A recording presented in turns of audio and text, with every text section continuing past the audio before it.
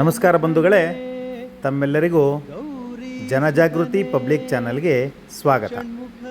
ಇಂದು ವಿಶೇಷವಾದ ದಿನ, ಅಂದರೆ ಅಂಗಾರಕ ಸಂಕಷ್ಟಹಾರ ಚತುರ್ಥಿ.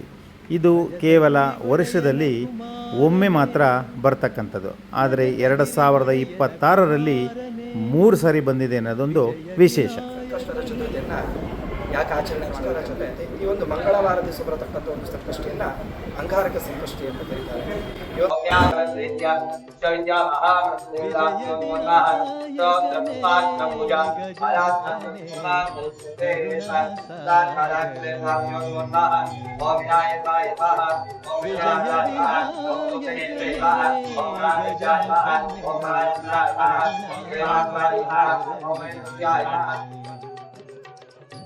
ಹರಿಹರ ಬ್ರಹ್ಮರು ಅನವರತ ಭಜಿಸುವ, ಹರಿಹರ ಬ್ರಹ್ಮರು ಅನವರತ ಭಜಿಸುವ ಮೂಜಗದೊಡೆಯ ಗಣೇಶನೇ, ಮೂಜಗದೊಡೆಯ ಗಣೇಶನೇ, ವಿಜಯ ವಿನಾಯಕನೇ.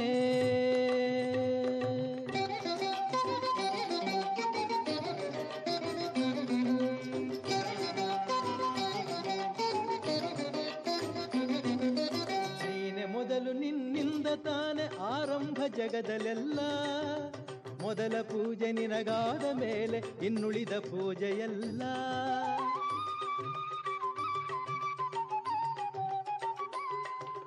ನೀನೆ ಮೊದಲು ನಿನ್ನಿಂದ ತಾನೆ ಆರಂಭ ಜಗದಲ್ಲೆಲ್ಲ, ಮೊದಲ ಪೂಜೆ ನಿನಗಾದ ಮೇಲೆ ಇನ್ನುಳಿದ ಪೂಜೆಯಲ್ಲ. ನೀನು ಹರಸಿದರೆ ಯಾವ ಕಾರ್ಯದಲ್ಲೂ ವಿಘ್ನವೆಂಬುದಿಲ್ಲ. ವಿಜಯ ವಿನಾಯಕನೇ, ಗಜಮುಖನೇ, ಕರುಣಾಸಾಗರನೇ, ವಿಜಯ ವಿನಾಯಕನೇ.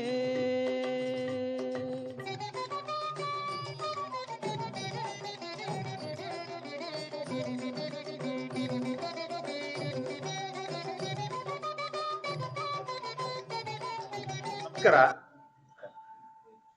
ನನ್ನ ಹೆಸರು ಬಂದ್ಬಿಟ್ಟು ಅಭಿನಂದನ್ ದಿನೇಶ್ನ.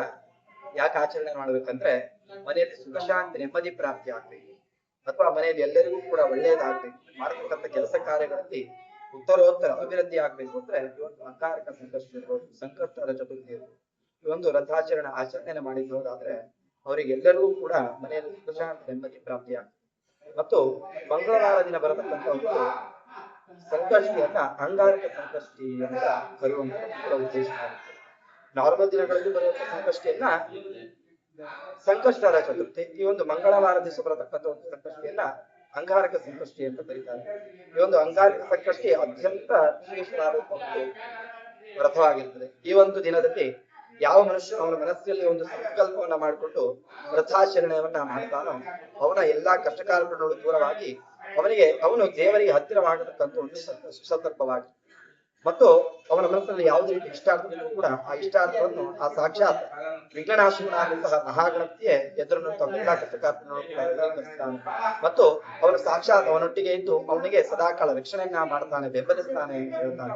ಅದೇ ರೀತಿಯಾಗಿ ಎಲ್ಲರೂ ಕೂಡ ಇವತ್ತನೇ ದಿವಸ ಇರತಕ್ಕಂಥ ಈ ಅಂಗಾರಕ ಸಂಕಷ್ಟಿಯನ್ನ ಆಚರಣೆಯನ್ನ ಮಾಡಬೇಕು. ಮುಂದೆ ಬರತಕ್ಕಂತಹ ಎಲ್ಲಾ ಸಂಕಷ್ಟದ ಚತುರ್ಥಿಗಳು ಕೂಡ ನೀವು ಆಚರಣೆಯನ್ನ ಮಾಡಿ ನಿಮ್ಮ ಮನೆಯಲ್ಲಿ ಎಲ್ಲರಿಗೂ ಸುಖ ಶಾಂತಿ ನೆಮ್ಮದಿ ಆ ವಿಘ್ನ ವಿನಾಶನಾದಂತಹ ವಿಶ್ವವಿದ್ಯಾ ಮಹಾಗಣಪತಿ ಕೊಡಿ ಅಂತ ಹೇಳ್ತಾ ಇನ್ನೊಂದು ಮಾತಿಗೆ ವಿರಾಮ. ತುಂಬಾ ಧನ್ಯವಾದಗಳು. ನಮ್ಮ ಒಂದು ಪ್ರತಿಯೊಂದು ವಿಚಾರಕ್ಕೂ ಅರ್ಥಗರ್ಭಿತವಾಗಿ ವಿಷಯನ ತಿಳಿಸ್ಕೊಟ್ಟಿದ್ದಕ್ಕೆ ನಮ್ಮ ಪ್ರೇಕ್ಷಕರ ಪರವಾಗಿ ನಿಮ್ಗೆ ತುಂಬಾ ಅಭಿನಂದನೆಗಳು.